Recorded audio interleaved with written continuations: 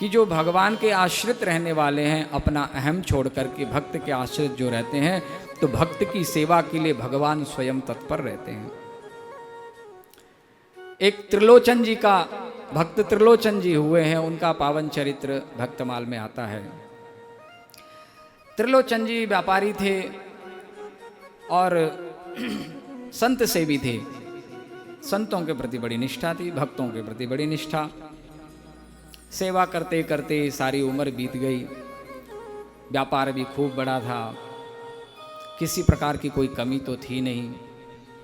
अब एक ही चिंता उनको व्याप गई थी, अब मेरे बाद क्या होगा, मेरे बाद क्या होगा।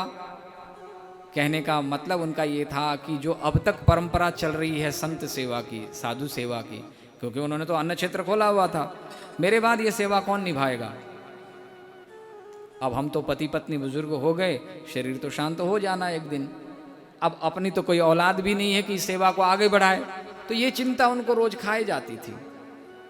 भक्त की कोई भी चिंता होती तो भगवान तुरंत ले लेते हैं। भगवान ने भी लीला कर दी। एक दिन सेठ जी के पास एक बालक, अब बड़ा मैला कुचेला, गंदे कपड़े पहने, छोटा सा बालक, सांवला सांवला सा, सामान गठरी वगैरह बांध के, जैसे घर से दुखी होके निकला है, कई दिनों से खाया पिया नहीं, कई दिनों से नहाया नहीं, सेठ जी के द्वारे। सेठ जी ने तो अन्न क्षेत्र खोला ही हुआ था। बालक को देखा, पता नहीं क्यों एकदम से सहसा उनके मन में उस बालक को देख करके प्रेम जगा। अरे भगवान ही जब किसी भेष में आ जाएं, तो भगवान को नजदीक में पा करके क्यों ना अपने मन में भाव बदले। भाव तो बदलेगा ही, कोई असुर ही होगा, कोई राक्षस ही होगा जिसका भाव ना बदले। अगर भगवान के दर पे आके भगवान को नजदीक पाके भाव ना बदले तो असुर ही होगा। भाव बदला, मन में कुछ दया सी आई कि ये बालक कुछ दुखी सा लगता है। तो सब लोग चले गए। तो बालक से पूछा कि भाई तुम कहाँ रहते हो, कौन हो, क्या है तुम्हारा नाम, तुम्हारा गोत्र, किस जहाँ के हो, तुम्हारे माता पिता। बोले कि बस हमारा तो कोई नहीं है, हम तो अनाथ हैं।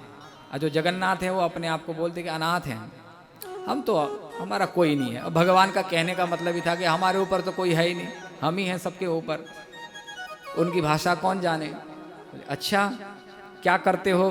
बोल बस ऐसे टहलुआ है, घूमते टहलते रहते हैं, बस कहीं मिल जाए खा लेते हैं, कुछ काम मिल जाए कर लेते हैं, पड़े रहते हैं। सेठ जी के मन में दया आई कि चलो यहाँ सेवा तो चलती है, सेवक तो चाहिए, क्यों ना इस बालक कोई, सब समझ लिया कि आगे पीछे कोई नहीं है तो चलो यहीं पड़ा रहेगा, खाने की कोई कमी नहीं है, सेवा भी चलती रहेगी, हाथ बटा लेगा। कुछ जानते हो सेवा करना, क्या करना है। बोले कि यहाँ पंगत चलती रहती है तो परसाई करनी है, भोजन प्रसादी पवाना है, खिलाने का काम है। बोले खिलाने का काम तो हमको तो बहुत अभ्यास में है, खिलाने वाला ही वही है। बोले चलो फिर आज से सेवा में लग जाओ। बोले एक शर्त है सेठ जी, हमारी खुराक बहुत है, थोड़ी मोरी खुराक से हमारा काम चलने वाला नहीं है। कितना पाते हो। 2.5 सेर पाते हैं। 2.5 सेर का मतलब 2.5 किलो के करीब हो गया। 2.5 सेर पाते हैं। शरीर देखा तो इतना तो है नहीं, जाता कहाँ है। सोचे कि चलो दरिद्र है, अब कहीं से खाया पिया नहीं, अब बेचारा अनाथ है, तो चलो खा लेगा तो क्या कमी है, यहाँ पर क्षेत्र तो चल ही रहा है।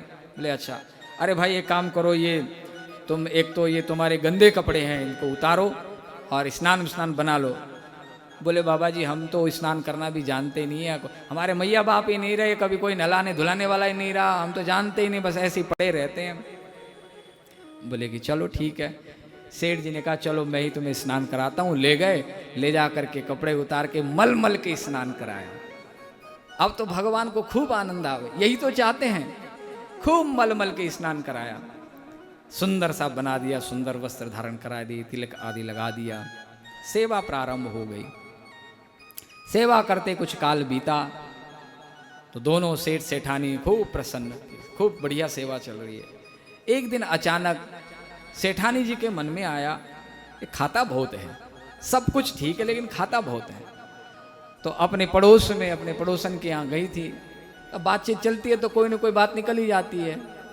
तो तो बात निकल आई, बोली कि बहना सब कुछ ठीक है, वो एक बालक आया हुआ है ना, इतनी सुंदर सेवा करता है, बहुत सुंदर, सब प्रसन्न रहते हैं उससे, सेठ जी तो लट्टू रहते हैं उसके ऊपर, सब कुछ ठीक है, लेकिन खाता बहुत है, बहुत खंचू है, खाता है। हाँ अच्छा, उन्होंने एक शर्त और रखी थी, देखो सेठ जी खाते हम 2.5 सेर हैं, और कभी हमारे खाने पर टोका टाकी नहीं होनी चाहिए, जिस दिन हमारे खाने पर टोका टाकी हो जाएगी उसी दिन हम छोड़ के चले जाएंगे। सेठ जी ने कहा था अच्छा भाई तुम्हें यहाँ कोई टोका टाकी नहीं करे, और सबको समझा दिया था कि भाई जितना खाता है, जो खाता है दे देना, मना नहीं करना। सेठानी ने उधर कहा कि खाता बहुत है, इधर सेठ जी शाम को लौट के आए, सेठानी जी भी आई, प्रतीक्षा में थी। नियम था दोनों का कि जब आएगा, नाम क्या है उससे पूछा था, नाम क्या है, तो बोले अंतर्यामी। टहलुआ तो थे ही, बोले नहीं फिर भी कोई नाम तो होगा, बोले अंतर्यामी है। तो अंतर्यामी नहीं आया, अंतर्यामी नहीं आया, अरे भाई बहुत देर हो गई, कहाँ चला गया, रात बीत गई, आए नहीं, दोनों ने प्रसाद पाया नहीं, सुबह हो गई, दोनों को चिंता हो गई, आखिर कहाँ चला गया। सेठ जी ने सेठानी से पूछा, अरे देवी ऐसे तो इस बालक के मन में कोई ऐसा कुभाव हमने देखा नहीं कि हमें छोड़ के चला जाए, अगर छोड़ के भी चला जाता तो हमें बता के जाता, क्या बात हो गई, तुमने कुछ कह तो नहीं दिया, मेरे पीछे से कोई ऐसी बात तो नहीं हुई।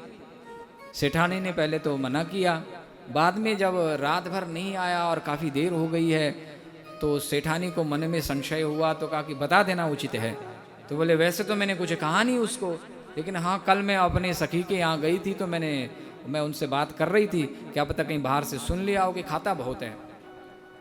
सेठ जी को समझने में देर नहीं लगी, बोले कि अरे कहीं से सुन लिया होगा, बस इसी बात से नाराज होकर चला गया, अब तो अंतर्यामी अंतर्यामी, अरे अंतर्यामी तू आ जा, अब जब तक तू नहीं आएगा तब तक मैं प्रसाद नहीं पाऊंगा। बस जिद करके बैठ गए, 1 दिन 2 दिन 3 दिन बीते, तो भगवान से फिर रहा नहीं गया, फिर भगवान लौट करके आए, और भगवान ने अपने स्वरूप में प्रकट होकर के त्रिलोचन जी को दर्शन दिया। बोलो भक्तवत्सल भगवान की जय। भगवान त्रिलोचन जी के यहाँ सेवा करते हुए 13 वर्ष तक रहे। कितने वर्ष तक रहे? ये भेद 13 वर्ष बाद खुला, जिस दिन वो छोड़ के गए 13 वर्ष हो गए थे। 13 वर्ष तक बालक बन के, सेवक बन के रहे। त्रिलोचन जी कदमों में गिर पड़े, रोने लगे, प्रभु इतने वर्षों तक आपने हमसे सेवा ली, आपसे हमने सेवा कराई, ये तो बहुत ही अन्याय हुआ, हमसे तो बहुत ही बड़ा पाप हो गया, भारी पाप हो गया। बोले तुमसे कोई पाप नहीं हुआ है, अरे तो मैं अपनी स्वेच्छा से आया हूँ, मैं चाहता ही था, क्योंकि मैं ये सब चीज़ चाहता हूँ। जो मेरा अनुगामी है, जो मेरा भजन करता है, जो मेरे भक्तों की सेवा करता है, जिसके मन में ऐसा भाव हो, मैं उसके वशीभूत रहता हूँ, मैं उसके वश में रहता हूँ। तो साधु को ना हंसे को, त्रिलोचन जी भी साधु ही थे।